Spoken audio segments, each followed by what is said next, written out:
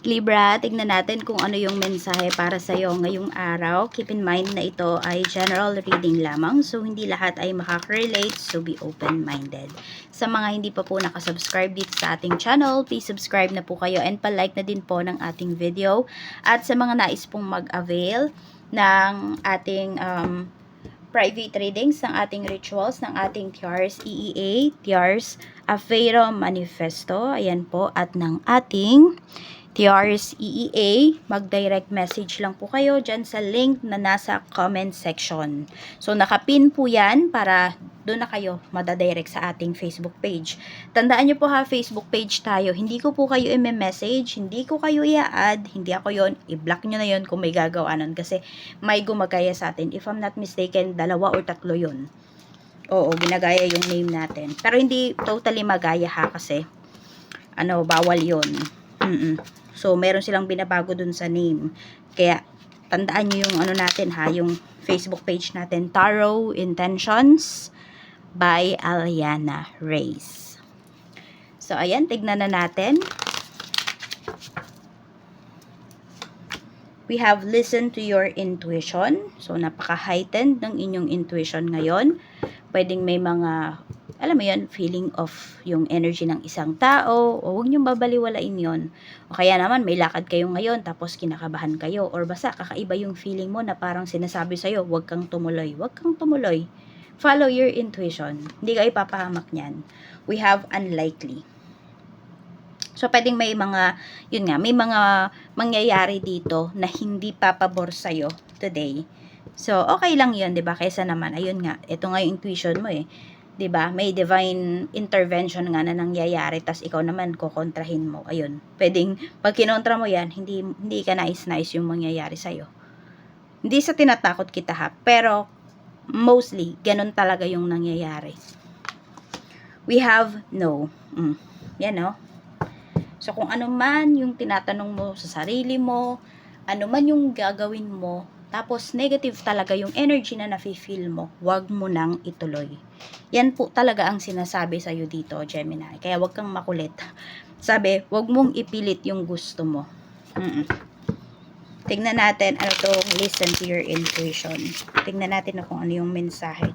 So, yun, kung meron kayong pupuntahan, kahit sabihin natin, uy, ngayon lang yun eh, parang once in a lifetime lang yun. Bahala kayo kung ipo-pursue nyo. Pero kahit 'di ba, kung kahit once in a lifetime yan, kung ang intuition mo sinasabi, wag ka nang tumuloy. Kahit din hindi sa inyo, hindi kayo yung aalis. Pwedeng mayroon kayo dito na family members, ganyan na may lakad, tapos iba talaga yung pakiramdam nyo, sabihan nyo. Okay? Wala namang masama. We have 6 of Wands. So, pag alis po talaga yung pinapakita rito. Ayan, oh. Oo. So, pwedeng, yes, Libra, pwedeng may kapahamakan dito, no? So, kung kayo naman ay nagda-drive, syempre, ayan, wag mo na kayong manood ng video natin, mag-focus kayo sa pagdadrive or wag kayong makinig. Baka kasi yung iba sa inyo, di ba, nakikinig kayo. Basta, kailangan focus. Okay, mag-focus kayo sa pagdadrive, yun yung kailangan ninyong gawin. O kaya, meron dito, parang need nyo munang magpahinga, need nyo munang magpalipas ng oras, go. Diba? Baka kasi mamaya, inaantok, pagod yung iba sa inyo. O kaya naman, kung kayo ay nagko-commute, kaya lang, hindi mo naman masasabihan lahat or hindi mo naman mapapapayag lahat, diba? Na huminto muna, ganyan, kasi iba yung nafe-feel mo. Mahirap yun. So, pwedeng, dahil nga may divine intervention para sa inyo, pwedeng may bigla kang nakalimutan, yung ganon, may tatawag sa'yo, tas pinapababa ka sa ganitong lugar, yung mga ganon. So, pwedeng mangyari yun sa'yo. Pwedeng ma-experience mo yun. We have 2 of Pentacles. So, may pagdadalawang isip po talaga rito, no? Sabi natin nga, kung meron ka ditong gagawin or meron kang decision dito, tapos hindi ka talaga mapakali, huwag mo nang ituloy. Kung maglalabas ka ng pera ngayon, pwedeng nararamdaman mo parang hindi babalik yung pera ko ngayon pag naglabas ako. Then, huwag ka munang tumaya. O, ganyan. Huwag ka munang maglabas ng pera. So, huwag mo munang isugal yung pera mo dito. Pwedeng literal na sugal, or for some of you naman, pwedeng isusugal nyo to sa kung ano man na negosyo, ganyan. Ano yung no na to? Four of Pentacles. Okay, so mag-ipon daw. Yun yung sinasabi sa'yo rito. No? Yan na, wag mo nga daw talagang gastusin yung pera mo. Kasi pwedeng hindi siya babalik. So for some of you, yun yung ibig sabihin sa inyo ngayon, Libra, no? Wag kayong gumastos. So some of you, hindi naman yan pag-travel. Or baka nga may pupuntahan kayo, pwedeng hindi siya worth it. Ganon. Kasi masasayang lang yung pera niya. Ayun, for some of you, pwedeng sa isang accommodation, sa isang resort, ganun. Yung para bang madidisappoint kayo. Yung ine-expect, yung ano yun, expectation versus reality. Baka ganun yung mangyari. So, pag-isipan yung mabuti, worth it ba? Nagastusan nyo yung isang bagay na to? Or puntahan pa yung isang lugar na yon. Baka kasi mamaya nadadala lang nga doon sa post ng ibang tao, ganun. 'Di ba kung ano lang yung nakikita sa social media. Baka maengganyo kayo rito. Tapos, ayun, maano ka lang, ma-disappoint ka lang kasi parang feeling mo, ay, nagsayang lang ako ng pera. Tignan natin pagdating sa work. Kamusta ang energy ngayon pagdating sa iyong trabaho? We have 7 of Wands. So, medyo china-challenge ka or na-challenge ka ngayon, no, pagdating sa trabaho.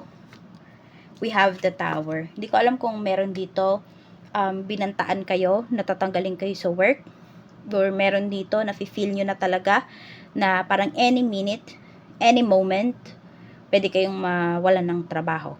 O yun yung nafe-feel nung iba sa inyo. Hindi yan sa pagiging negative. More on, alam nyo kaya yan, pinaparamdam sa inyo para maghanda kayo. Hindi para takutin kayo ni universe. So, kung yan yung nararamdaman ninyo, edi hanap ka na ng, hindi ganun kadali, di ba? Pero at least, kumikilos ka na. Naghahanap ka na ng malilipatan mo na work. For some of you naman, pwedeng hindi kayo mawawalan ng trabaho kung hindi. Yung tinitirhan ninyo na malapit sa trabaho, kung kayo ay nangungupahan or nagbo-boarding house, pwedeng doon magkakaroon ng problem. Oo. Ayan. Or pwedeng lilipat ka na kasi hindi masyadong maganda yung environment, yung neighborhood dyan. We have 7 of Cups. Pagdating naman ito sa negosyo. So, madaming items ang pinapakita rito. So, sabihin natin full stock kayo. Ngayon, pagdating dito sa inyong negosyo, we have the World. Ayan. Tapos, ang daming bagong products. So, ang dami nyong mai-offer pagdating sa inyong mga clients. And for some of you, pwedeng nag-e-expand na unti-unti yung inyong business. So, sulit po lahat ng pagod mo rito pagdating sa inyong negosyo. Tignan natin pagdating naman sa kaperahan. Energy ng kaperahan. We have Page of Cups. We have Strength. Okay. So, pwedeng mayroon magme-message sa'yo. Kwento-kwento. Libra. So, tignan mo kung ano ba. Maaawa ka ba? Ayan. Kasi sinasabi nga dito, diba, wag mong ilabas yung pera mo. Katulad nito, baka nga may mangutang sa'yo. Tapos, alam kasi na may pera ka, ganyan. So, ikaw, alam mo na, yung tao na to, parang hindi siya magbabayad. Yun yung nafe-feel ko. 'Di ba? Ganun yung nasasabi mo sa sarili mo. Di wag mong pautangin, tumanggi ka. Kasi ikaw yung mahihirapan dito. Sabi nga ayan, protektahan mo daw yung iyong kaperahan ngayong araw na ito. Sino bang magpaprotekta sa pera mo kung hindi ikaw, 'di ba? O kaya parang ganito, kung meron kang tinulungan, may nanghingi sa'yo, bigay ka naman. 'Di ba? Di mo naman sila obligasyon. So, kung nagbigay ka, wag mong sisihin yung mga tao na yun na naubos yung pera ko dahil kay ganito ganyan. Ikaw nagbigay 'di ba? Ikaw yung may control sa pera mo. So, yun yung gawin mo kasi pwedeng hindi na yan bumalik. Kaya mag-ingat kayo dito no pagdating sa inyong kaperahan. Yan po ang sinasabi sa inyo. We have 9 of Pentacles na naman. Ito. So, pwede ngayong araw na to, makain nyo yung gusto nyo, mabili nyo yung mga gusto ninyo. Okay, dito naman, hindi kayo manghihinayang, wala kayong mafe-feel na something is off. Para, ang pinapakita kasi rito, basta parang gastos nyo sa sarili nyo, okay, yung pera mo, gagastusin mo sa sarili mo, walang magiging problema. Magiging happy ka, magiging happy yung heart mo, yung mind mo, mas makakakilos ka ng tama rito. So, sinasabi dito, no, Libra, wag mong titipirin yung sarili mo. Ayan, kung meron kang kailangan ditong bilhin, kasi need mo sa trabaho, kung meron kang sa negosyo, sa sarili mo, di ba? So, gawin mo, bilhin mo.